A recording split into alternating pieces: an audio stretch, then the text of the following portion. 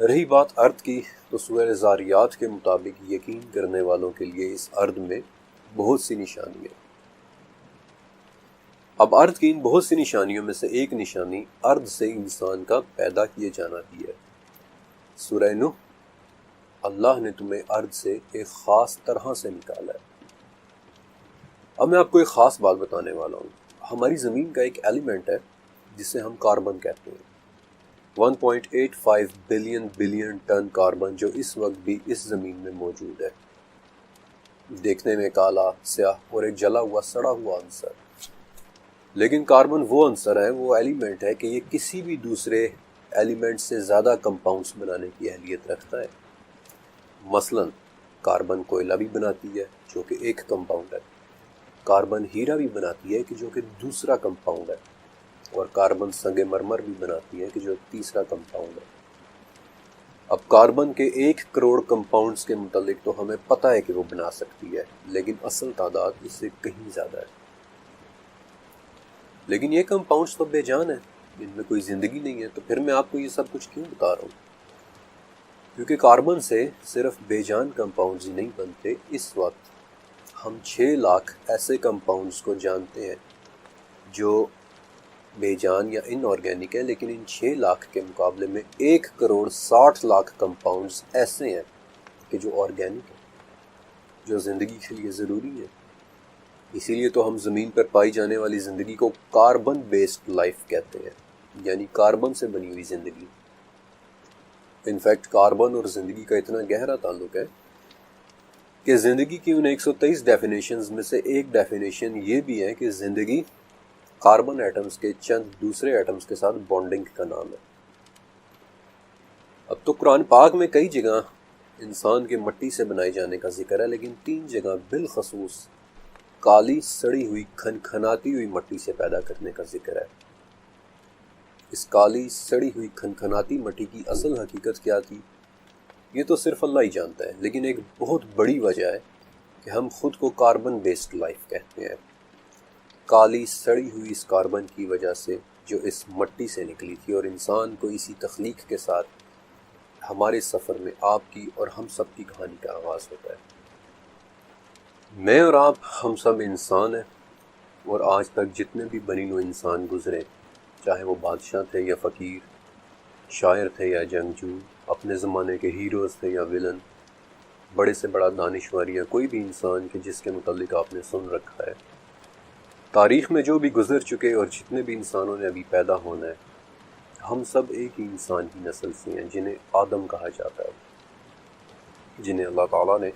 مٹی سے تخلیق کیا تھا۔ اور قرآن پاک میں یہ بات کم سے کم 9 مرتبہ بتائی گئی ہے کہ سب سے پہلے انسان ہمارے باپ آدم علیہ السلام کو مٹی سے بنایا گیا تھا۔ لیکن کون تھے یہ آدم؟ ہم ان کے متعلق کیا جانتے ہیں؟ وہ دیکھنے میں کیسے تھے؟ ترمذی کے مطابق آدم علیہ السلام کی تخلیق کی ابتدا تمام ارض سے ایک مٹھی مٹی لے کر کی گئی تھی، اور اس لیے ان کی اولاد میں مختلف رنگوں اور مزاج کے لوگ ہیں۔ پھر سورہ مومنون کے مطابق اس مٹی کے جوہر یعنی اس کے ایکسٹریکٹ سے، جس کی صحیح حقیقت کیا ہے اللہ ہی بہتر جانتا ہے، آدم کے بننے کی تیاری شروع ہوئی۔ اور پھر سورہ صاد کے مطابق اللہ تعالیٰ نے اپنے ہاتھوں سے مٹی کے جوہر سے آدم علیہ السلام کا جسم تیار کیا، اور پھر مسلم کے مطابق اس جسم کو جب تک چاہا وہیں پڑا رہنے دیا جہاں اسے بنایا تھا۔ اور یہی وہ وقت تھا کہ جب ابلیس اس پتلے کے پاس آتا اور اسے دیکھتا کہ آدم کس طرح سے پیدا کیے جا رہے ہیں۔ انفیکٹ ابن عباس رضی اللہ تعالیٰ عنہ کہتے ہیں کہ وہ پتلا 40 دن تک وہیں پڑا رہا تھا۔ پھر مسلم کی ایک حدیث کے مطابق جب اللہ نے چاہا اس پتلے کو زندہ ہونے کا حکم دے دیا، اور جمعے کے دن عصر سے لے کر رات کے درمیان وہ پتلا ایک زندہ انسان بن گیا۔ جب اس پتلے میں روح پھونکی گئی، جب یہ روح پھونکی گئی تو انہیں چھینک آئی، اور انہوں نے اللہ کے حکم سے الحمدللہ کہا، اور جواب میں اللہ تعالیٰ نے یرحمک اللہ فرمایا۔ وہ روح جہاں جہاں آدم علیہ السلام کے جسم میں سرایت کرتی جا رہی تھی، وہاں وہاں سے مٹی، خون اور گوشت بنتی چلی جا رہی تھی، اور جب روح ناف تک پہنچی تو آدم اپنے جسم کو دیکھ کر خوش ہوئے اور جلدی جلدی اٹھنا چاہا، لیکن اٹھ نہ سکے، اور اسی جلدی کا بیان سورہ اسراء میں ہے کہ وَقَانَ الْإِنسَانَ عَجُولًا، یعنی کہ بے شک انسان بڑا ہی جلد باز ہے۔ ابھی وہ روح پیروں تک بھی نہیں پہنچی تھی کہ چلنے کا ارادہ کیا، لیکن چل بھی نہ سکے، اور دعا کرنے لگے کہ اے اللہ رات سے پہلے پہلے مجھے روح عطا کر دے۔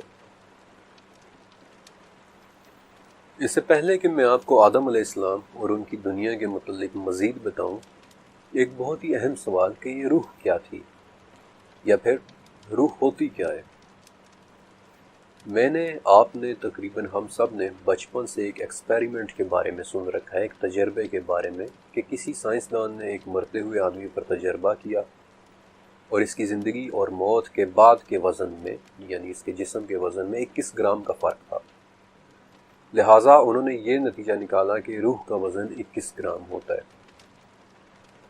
اب یہ تجربہ ہوا تو ضرور تھا، لیکن اسے 1901 میں ڈنکن میکڈوگل نے کیا تھا، آج سے 120 سال پہلے، اور یہ تجربہ آج کے سائنٹیفک میرٹس پر پورا نہیں اترتا۔ تو پھر کیا ہے یہ روح؟ روح کا ذکر بہت سے مذہبی اور فلسافیکل معاشروں میں اس طرح سے ملتا ہے کہ وہ کسی بھی زندہ چیز کی ایک ایسنس ہوتی ہے۔ گریکس یعنی کہ یونانی سے سائیکی کہتے تھے، جس کا مطلب ہے سانس یا پھونک۔ اسی طرح لیٹن زبان میں اس کا نام اینیما تھا، بلکہ دراصل یہی لفظ اینیما آج کے لفظ اینیمیشنز کا مؤخذ بھی ہے، جس میں کمپیوٹر سے بنے کسی کریکٹر کو اینیمیٹ کیا جاتا ہے، اسے حرکت دی جاتی ہے، ایک طرح سے اس میں روح ڈالی جاتی ہے۔ یہودی اور عیسائی کہتے ہیں کہ یہ ایک نظر نہ آنے والی کوئی چیز ہے کہ جس سے شعور دیا گیا ہے، اور ویسے تو تمام جانداروں میں روح ہوتی ہے، لیکن صرف انسانی روح ایسی ہے کہ جو ہمیشہ کی زندگی پا سکتی ہے، جبکہ ہندو اور جینزم کے لوگ کہتے ہیں کہ بیکٹیریا سے لے کر ویل تک ہر جاندار میں روح یا آتما ہوتی ہے۔ 1037 میں یعنی 1037 عیسوی میں ابن سینا ہمدان کی ایک جیل میں تھے، اور وہاں انہوں نے ایک تھاٹ ایکسپیریمنٹ کیا تھا جسے دا فلوٹنگ مین ایکسپیریمنٹ یا پھر تیرتے ہوئے انسان والا تجربہ کہتے ہیں۔ ابن سینا کہتے ہیں کہ تصور کریں، امیجن کریں کہ ایک شخص ہوا میں تیر رہا ہے، سسپینڈڈ ہے، اس کے گرد کچھ بھی نہیں ہے، اور نہ ہی اس کے جسم کا کوئی حصہ کسی شے کو چھو رہا ہے، ٹچ کر رہا ہے۔ اس کے جسم کی تمام سینسز اس وقت ڈسکنیکٹڈ ہوئی پڑی ہیں، اسے اپنے ہاتھ، ٹانگ یا جسم کے کسی حصے کا کوئی آئیڈیا نہیں ہوگا، لیکن اس سب کے باوجود اسے اپنے ہونے کا احساس ضرور ہوگا، اسے یہ ضرور پتا ہوگا کہ وہ ایگزسٹ کرتا ہے، اور یہاں سے ابن سینا یہ نتیجہ نکالتے ہیں کہ اپنے ہونے کا احساس ہی روح ہے، کہ جو کسی بھی جسمانی ضرورت سے مبرہ ہے۔ ابن سینا کے اس تھاٹ ایکسپیریمنٹ کو بڑی شہرت ملی تھی، اور ان کے نظریات کو 15ویں صدی کے پھر فرینچ فلاسفرز نے آگے بڑھایا تھا، لیکن روح کا کانسیپٹ ابن سینا سے کہیں زیادہ پرانا ہے۔ 3000 سال پرانے کتابوں میں بھی اس کا ذکر ہے، مثلا ترکی سے ملا 2800 ایئرز اولڈ ایک کتبہ جسے کتموا سٹیلے کہتے ہیں، اس پر لکھا تھا کہ یہ کتبہ میری روح کی خوشی کے لیے ہے۔ ارسطو یعنی ایرسٹوٹل نے بھی اس سوال پر غور کیا تھا کہ روح کیا ہوتی ہے، اور اس کے مطابق روح وہ مادہ ہے جو یہ ڈیسائیڈ کرتا ہے کہ ہم اپنی زندگی کیسے جئیں گے۔ ایرسٹوٹل کے مطابق ہر زندہ چیز میں روح ہوتی ہے، یہاں تک کہ پودوں اور درختوں میں بھی، لیکن وہ یہ کہتا ہے کہ پودوں اور درختوں کی روح صرف افزائش نسل کے متعلق سوچتی ہے۔ جانوروں کی روح، جانوروں میں بھی روح ہوتی ہے، لیکن وہ صرف نقل و حرکت یعنی موومنٹس کے بارے میں سوچتی ہے۔ ایرسٹوٹل کہتا ہے کہ صرف انسانی روح وہ روح ہے کہ جو اس سب سے بڑھ کر یعنی صحیح اور غلط کا شعور رکھتی ہے۔ اب مجھے ذاتی طور پر ایرسٹوٹل کی یہ بات اس لیے لاجیکل اور اچھی لگی کیونکہ اسے سلسلہ تو صحیحہ کی ایک حدیث کنفرم کرتی ہے۔ ایک مرتبہ صحابہ کرام نے آپ صلی اللہ علیہ وسلم سے پوچھا کہ یا رسول اللہ صلی اللہ علیہ وسلم، کیا ہمارے لیے چوپایوں کے ساتھ نیکی میں بھی کوئی اجر ہے؟ اس پر آپ صلی اللہ علیہ وسلم نے فرمایا تھا کہ تمہارے لیے ہر ذی روح میں اجر ہے، یعنی کہ جانوروں میں بھی روح ہوتی ہے۔ پھر ایک دوسری حدیث ابن عباس رضی اللہ تعالیٰ عنہ سے مروی ہے کہ آپ صلی اللہ علیہ وسلم نے مرغیوں کے حوالے سے فرمایا تھا کہ کوئی بھی وہ چیز جس میں روح ہو اسے تکلیف کا نشانہ نہ بناؤ۔ اب یہ دونوں احادیث، یہ دونوں روایات اس بات کو سپورٹ کرتی ہیں کہ ہر زندگی کے پیچھے ایک روح ہے، وہ سانس جو زندہ چیز میں پھونکا جاتا ہے، لیکن انسان کی روح کو زندگی کے ساتھ ساتھ ایک بہت ہی خاص چیز بھی دی گئی تھی، نفس۔ نفس ہی وہ چیز ہے کہ جو ہم سے تقاضے کرتا ہے۔ نفس کے متعلق قرآن و حدیث میں اس قدر ڈیٹیلز موجود ہیں کہ شاید اس کے لیے علیحدہ سے پورا ایک چیپٹر لکھنا پڑتا۔ اس لیے فی الوقت میں نفس کا صرف اتنا ہی ذکر کروں گا کہ ایک آدمی بہت ڈرا ہوا آپ صلی اللہ علیہ وسلم کے پاس آیا اور کہا کہ یا رسول اللہ صلی اللہ علیہ وسلم، میرے نفس میں بعض ایسی باتیں آ جاتی ہیں کہ میں ان کے متعلق سوچنے کے بجائے آسمان سے گر جانا زیادہ پسند کرتا ہوں۔ تو آپ صلی اللہ علیہ وسلم نے اسے تسلی دیتے ہوئے کہا کہ یہی تو ایمان ہے۔ نفس انسان کو ملی ایک بہت ہی طاقتور اور ایک بہت ہی خطرناک ابیلٹی ہے، ایک خاصیت ہے۔ البتہ روح قرآن پاک کے مطابق 5 سٹیجز سے گزرتی ہے۔ پہلی سٹیج سورہ اعراف میں ہے، وہ سٹیج کہ جو ہماری روح نے عالم ارواح میں گزاری تھی، جہاں ہم نے اللہ تعالیٰ سے ایک عہد بھی کیا تھا کہ ہم گواہی دیتے ہیں آپ ہی ہمارے رب ہیں۔ وہ عظیم عہد جس کا نام بھی سورہ اعراف میں ہے، عہد الست۔ دوسری سٹیج سورہ سجدہ میں ہے، وہ سٹیج جو ہماری روح نے ہماری ماں کے پیٹ میں گزاری، جہاں پہلی مرتبہ وہ ہمارے جسم میں پھونک دی گئی تھی۔ آپ صلی اللہ علیہ وسلم نے فرمایا کہ ہر شخص اپنی ماں کے پیٹ میں 40 دن تک نطفے کی شکل میں رہتا ہے، پھر اتنے ہی دن علقہ یعنی جمے ہوئے خون کی شکل میں، اور پھر اتنے ہی دن مضغہ یعنی گوشت کے لوتھڑے کی شکل میں، اور پھر اللہ کے حکم سے ایک فرشتہ آ کر اس کے اندر اس کی روح پھونک دیتا ہے، اور اسی وقت اللہ کے حکم سے اس روح کے لیے 4 چیزیں لکھ دی جاتی ہیں: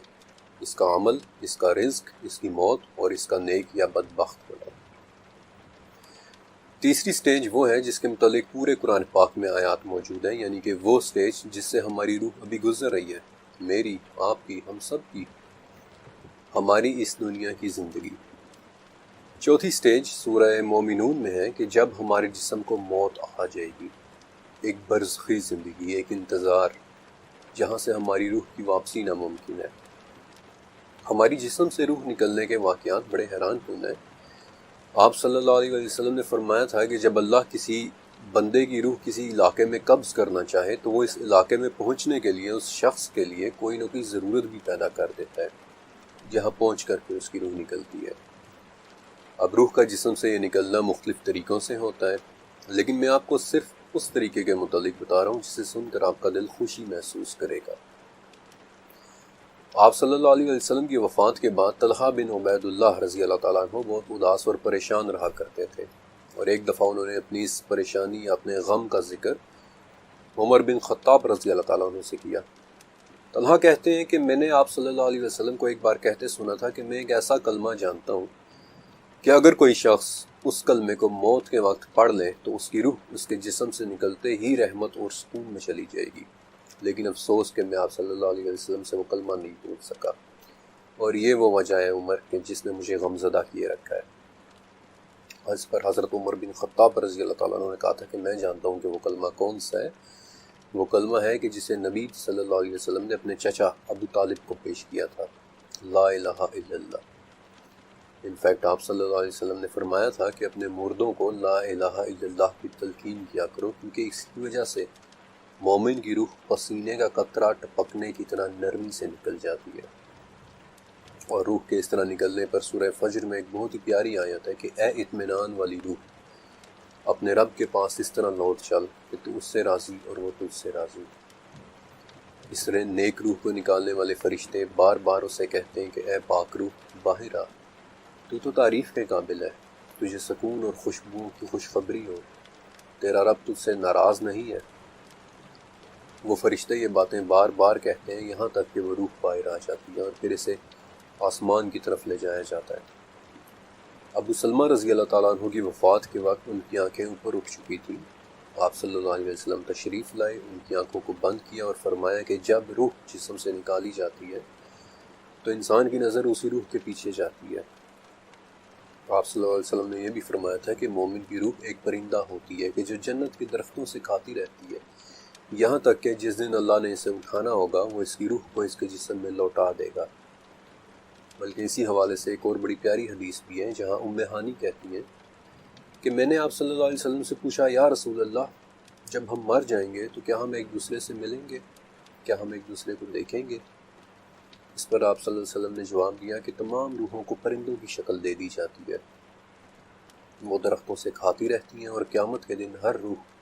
دوبارہ اپنے جسم میں داخل ہو جائے گی۔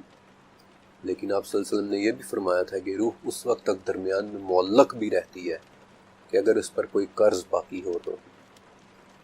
اور پھر شروع ہوتی ہے ہماری روح کے سفر کی آخری سٹیج، ایک ہمیشہ کی زندگی۔ قرآن پاک میں ہماری روح کا 2 مرتبہ اس کے نام سے ذکر ہے، جن میں سے ایک بار سورہ زمر میں ہے کہ اللہ روحوں کو ان کی نیند کے وقت قبض کر لیتا ہے،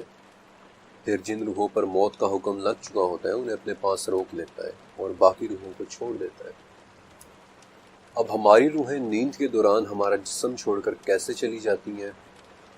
یہ فی الوقت ایک راز ہے، بالکل ویسے ہی جیسے عمرو بن عاص رضی اللہ تعالیٰ عنہ سے مروی وہ حدیث کہ جہاں آپ صلی اللہ علیہ وآلہ وسلم نے فرمایا تھا کہ مومنوں کی روحیں ایک دن اور رات کے فاصلے پر جا کر دوسری روح سے ملتی ہیں، چاہے انہوں نے ایک دوسرے کو دیکھا بھی نہ ہو۔ رات کو ہماری روحیں جسموں سے کیسے نکل جاتی ہیں، یہ کیسے سفر کرتی ہیں، ہم شاید اس بارے میں کبھی بھی نہ جان سکیں۔ روح کے متعلق ہم تقریباً کچھ بھی نہیں جانتے، لیکن اس کے بارے میں تجسس طویل زمانے سے انسان کے اندر ہے۔ عبداللہ بن مسعود رضی اللہ تعالیٰ عنہ کہتے ہیں کہ ایک بار میں آپ صلی اللہ علیہ وسلم کے ساتھ تھا اور ہم مدینہ کے کھنڈرات میں چل رہے تھے۔ آپ صلی اللہ علیہ وسلم کے ہاتھ میں سہارے کے لیے کھجور کی ایک چھڑی تھی، تو کچھ یہودی ہمارے قریب سے گزرے، ان میں سے ایک نے دوسرے سے کہا کہ ان سے روح کے بارے میں پوچھو، پھر کسی اور نے کہا کہ ایسا نہ ہو وہ کوئی ایسی بات کہہ دیں کہ جو تمہیں اچھی نہ لگے، پھر کسی اور نے کہا کہ نہیں ہم ضرور پوچھیں گے، اور عبداللہ بن مسعود کہتے ہیں کہ بالآخر ایک شخص نے رک کر کہا کہ اے ابو القاسم، یہ روح کیا چیز ہوتی ہے؟ آپ صلی اللہ علیہ وسلم خاموش رہے،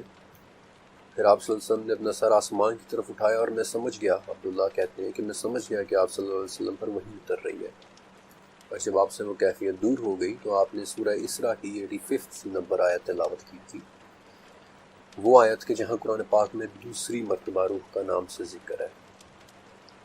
کہ یہ آپ سے روح کے بارے میں پوچھ رہے ہیں، کہہ دیں کہ روح میرے رب کا حکم ہے اور تمہیں بہت ہی کم علم دیا گیا ہے۔ اب آخر میں روح کے متعلق ایک بہت ہی خوبصورت حدیث کہ جو مجھے ذاتی طور پر بہت پسند ہے اور الفاظ کے معمولی فرق کے ساتھ وہ حدیث صحیح مسلم، ابو داؤد، مسند احمد اور مشکات المصابی میں بھی ہے۔ یہ حدیث حضرت ابو ہریرہ رضی اللہ تعالیٰ عنہ سے مروی ہے کہ عالم ارواح میں ہماری روحیں گروہوں کی صورت میں رہتی تھی، جن روحوں کا وہاں آپس میں تعارف ہو گیا ان کے درمیان اس دنیا میں بھی محبت ہو جاتی ہے، اور جو روحیں وہاں آپس میں انجان رہی ہوں وہ اس دنیا میں بھی ایک دوسرے سے اجنبی رہتی ہیں۔ اس حدیث پاک کے مطابق جب بھی میں کسی ایسے شخص سے ملوں جس سے ایک مانوسیت، ایک فطری کشش سی محسوس ہو، جسے بات چیت کر کے لگے کہ پتہ نہیں میں اسے کب سے جانتا ہوں، تو میرے ذہن میں ہمیشہ یہ آتا ہے کہ شاید ہمارا تعارف روحوں کے اس عالم میں ہی ہو چکا تھا۔ سورہ بقرہ کے مطابق آدم علیہ السلام میں روح کے پھونک دیے جانے کے بعد انہیں ایک تحفہ دیا گیا تھا، جس کے متعلق تفصیل سے میں آپ کو اگلے چیپٹر میں بتاؤں گا۔ لیکن پھر ایک عظیم الشان سجدے کا ایونٹ بھی ہوا تھا، جب تمام فرشتے انسان کے سامنے، آدم علیہ السلام کے سامنے سجدے میں گرے۔ صرف ایک لمحے کے لیے تصور کریں وہ میس پروسٹریشن ایونٹ کس قدر طاقتور منظر ہوگا جب اللہ کے حکم سے تمام فرشتے ایک آدم کے سامنے سجدہ ریز تھے، اور پھر انہی پہلے انسان یعنی آدم علیہ السلام کی پسلی سے ان کا جوڑا پیدا کیا گیا یعنی حوا، اور حوا کے نام کی وجہ سے ہی آج بھی سمیٹک زبانوں میں ہیو کا لفظ بھی موجود ہے جس کا مطلب ہے حیات، ایک زندہ مخلوق۔ کس قدر خوبصورت واقعہ ہے، کس قدر حیران کن مناظر ہوں گے، لیکن اس پوائنٹ سے آگے اور اب آنے والے چیپٹرز کے اندر میں یہ ایزیوم کروں گا کہ آپ کم سے کم ایک مرتبہ قرآن پاک ترجمے سے پڑھ چکے ہیں اور اس میں بتائے گئے واقعات سے واقف ہیں، کیونکہ انہی واقعات میں سے ایک واقعہ آدم علیہ السلام کا ایک ممنوع درخت سے کھا لینے پر جنت سے نکال دیے جانا ہے، اور جب آدم علیہ السلام، حوا علیہ السلام ابلیس اور سانپ کو جنت سے نکال کر اس ارض پر اتارا گیا تو آدم علیہ السلام ہند میں اترے۔ ابن عمر رضی اللہ تعالیٰ کے مطابق اترتے وقت ان کے دونوں ہاتھ گھٹنوں پر تھے اور سر جھکا ہوا تھا، یعنی کہ رکوع جیسی ایک پوزیشن۔ حضرت حوا علیہ السلام جدہ میں اتری، ابلیس بصرہ سے چند میل کے فاصلے پر اترا، اور ابن عمر رضی اللہ تعالیٰ عنہ کے مطابق اس وقت وہ انگلیوں میں انگلیاں ڈالے آسمان کی طرف دیکھے جا رہا تھا، اور سانپ کو اصفہان میں اتارا گیا۔ ابو ذر غفاری رضی اللہ تعالیٰ عنہ نے ایک مرتبہ آپ صلی اللہ علیہ وسلم سے پوچھا کہ کیا آدم نبی تھے؟ آپ صلی اللہ علیہ وسلم نے فرمایا کہ ہاں، نبی بھی تھے اور رسول بھی۔ آدم علیہ السلام دیکھنے میں کیسے تھے؟ اس کے متعلق ابن ابی حاتم میں آپ صلی اللہ علیہ وسلم کی ایک حدیث ہے کہ اللہ تعالیٰ نے آدم علیہ السلام کو گندمی رنگت اور کھجور کی طرح لمبے قد یا پھر 60 ہاتھ اونچا اور زیادہ بالوں والا بنایا تھا،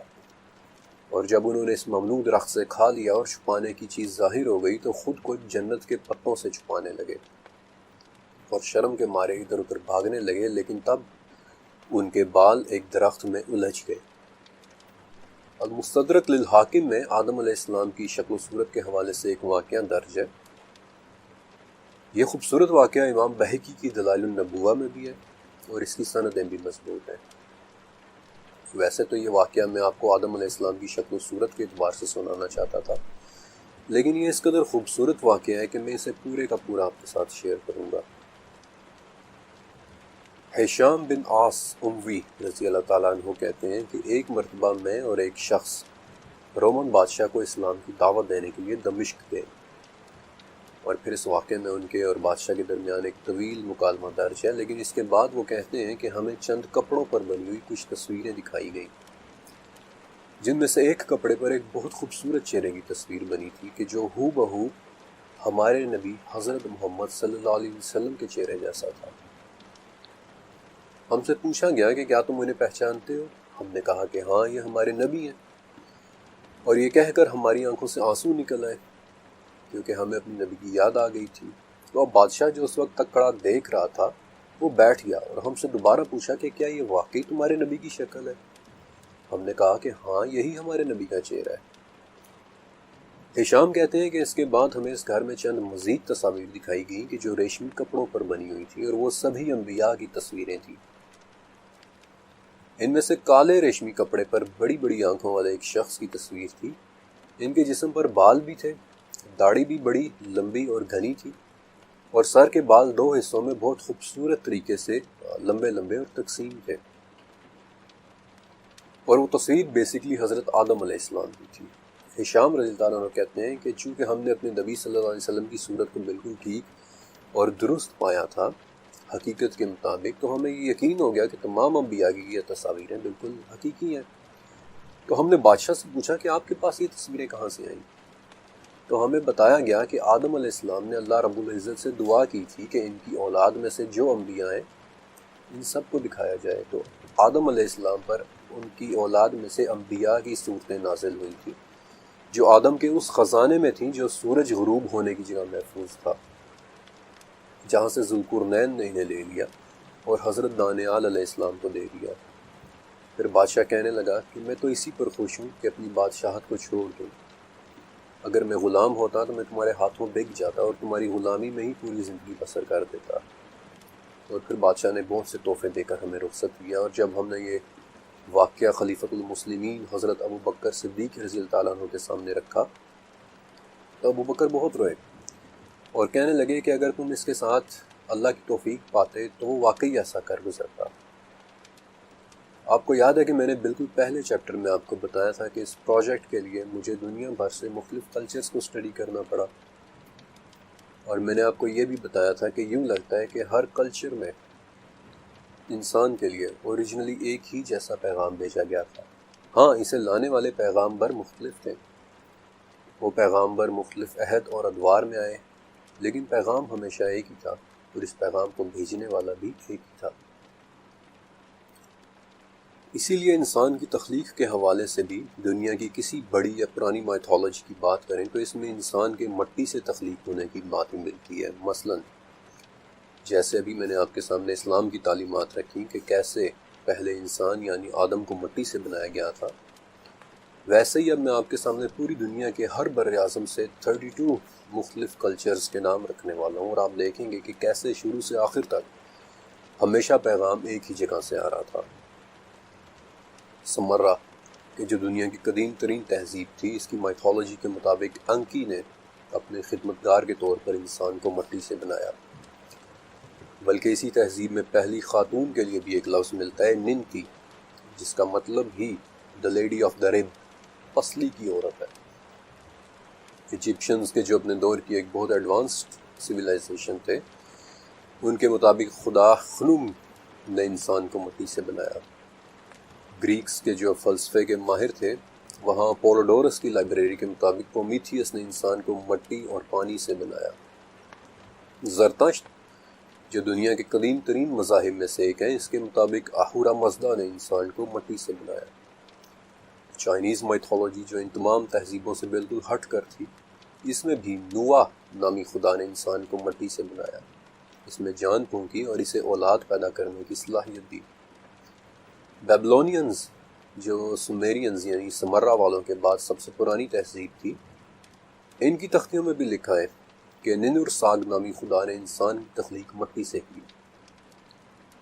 ان سب تہذیبوں سے ہزاروں میل دور تھائی لینڈ کے لاؤشین مذہب کے مطابق بھی انسان کی تخلیق مٹی سے ہوئی۔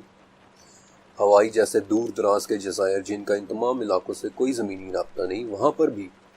نہ صرف پہلے انسان کے گارے سے بننے کا کانسیپٹ ہے، بلکہ یہاں تک بھی ہے کہ اس انسان کا کاؤنٹر پارٹ یعنی اس کی خاتون اس کے پہلو یعنی پسلی سے نکلی تھی۔ ویسٹ افریقہ کہ جہاں آج آپ کو سینکڑوں طرح کے مذاہب نظر آئیں گے، وہاں پر بھی اوباتالا نامی ایک خدا کا کانسیپٹ ہے کہ جس نے انسان کو مٹی سے بنایا تھا۔ ایون کہ نیوزی لینڈ کہ جو آج بھی دنیا کے سب سے کم ایکسپلور کیے گئے ممالک میں سے ایک ہے، وہاں پر بھی مقامی لوگ ایک داستان سناتے ہیں کہ کیسے پہلے انسان کی تخلیق مٹی سے ہوئی اور پھر اس میں روح ڈالی گئی۔ آپ سب نے انکاز یا مایانز کے بارے میں سنا ہوگا، یہ میکسیکو کی ایک خونخوار لیکن ایک جینیس تہذیب تھی۔ ان کے ہاں بھی ویراکوچا نامی ایک خدا نے انسان کو مٹی سے بنایا۔ یورپ کی نورس مائتھولوجی دنیا کی سب سے بڑی اور ڈیٹیلڈ مائتھولوجیز میں سے ایک ہے، اور ناروے کے آسمان میں رات کو نظر آنے والی ڈارک گرین اورورا لائٹس کے ساتھ اپنی محبت کی وجہ سے میں نے اس مائتھولوجی کو بہت گہرائی سے اسٹڈی کیا ہے۔ وہاں بھی خدا کے ہاتھوں نرم مٹی سے پیدا ہونے والے ایک انسان کا ذکر ملتا ہے کہ جو پہلا انسان تھا۔ پھر کورین سنگٹ یا امریکہ کے ریڈ انڈینز، ایون کہ گوئٹے مالا اور میکسیکو، ان سب کے ہاں بھی یہی کانسیپٹ ہے کہ خدا نے زمین کو بنایا، پھر زمین کی مٹی سے انسان کو بنایا، پھر اسے سوکھنے دیا، اور پھر اس سے وہ پہلا انسان بنایا جسے وہ کیخے کہتے ہیں۔ منگولیا اور سینٹرل ایشیا میں بھی یہی کانسیپٹ ہے کہ اولگان نے پہلے انسان کو مٹی سے بنایا تھا۔ نائجیریا کے آئی جو کلچرز، جاپان کے ہوکائیڈو جزائر، کانگو کے ایفے قبائل، میڈغاسکر کے مالاگاسی قبائل، یہ سب کے سبھی اس واقعے کو اپنے اپنے انداز میں بتاتے ہیں کہ کیسے خدا نے مٹی کے ایک پتلے میں پھونک ماری اور اس سے ایک زندہ انسان بنا۔ صرف انڈیا ہی کے اندر 3 آئیڈیالوجیز ایسی ہیں کہ کیسے خدا کو مٹی پہنچائی گئی جس سے اس نے انسان بنایا۔ بولیویا اور پیرو کے ایمارن قبائل، سائبیریا یعنی رشیا جیسے دنیا کے دور دراز کے کونے، مالی کے ڈوگونز، یہ ایک قبیلہ ہے مالی کا، افریقہ، سینٹرل افریقہ میں، بورنیو، انڈونیشیا کے جزائر، الاسکا کے مقامی لوگ۔ اپنی اس ریسرچ کے دوران مجھے دنیا کا کوئی ایسا کونا نہیں ملا جہاں وہ اپنی اپنی زبان میں ایک ہی خدا کے پہلے انسان کو مٹی سے بنا کر اس میں روح پھونکنے کا کانسیپٹ نہ بتاتے ہیں۔ آپ اس کا مطلب جانتے ہیں؟ یہ سب میں آپ کو کیوں بتا رہا ہوں؟ کیونکہ اس سب کا ایک ہی مطلب ہے کہ ایک ہی پیغام تھا، پیغام لانے والے کئی تھے، اور اس دنیا کا کوئی ایسا کونا یا کوئی ایسا دور نہیں تھا جہاں وہ پیغام لانے والے بھیجے نہ گئے، اور اس پیغام کو بھیجنے والی وہ ایک ہی ذات کون تھی؟ قل هو اللہ احد، کہہ دو کہ اللہ ایک ہی ہے۔